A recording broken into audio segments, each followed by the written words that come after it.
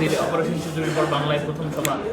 দেখুন, ঐতিহাসিক সভা হয়েছে আজকে আলিপুরদুয়ারে, যে বিপুল সংখ্যায় জনসমাগম হয়েছে এবং সবথেকে বড় প্যাকটা ভিড়। কেউ এই জনসমাগম থেকে একজনও উঠে যায়নি, সারাক্ষণ বসেছিলেন। মাননীয় প্রধানমন্ত্রী যেভাবে 5টি বিন্দুর কথা বলেছেন, পশ্চিমবঙ্গ একে একে শেষ হয়ে যাচ্ছে তৃণমূলের দুর্নীতির ফলে, তাদের অত্যাচারের ফলে, এবং সেটা মাননীয় প্রধানমন্ত্রী গোটা ভারতবাসীর সামনে তুলে ধরেছেন, পশ্চিমবঙ্গবাসীর সামনে তুলে ধরেছেন এবং বার্তা দিয়েছেন সবাইকে এক হয়ে পশ্চিমবঙ্গের এই নির্মম সরকারকে আমাদেরকে সরাতে হবে।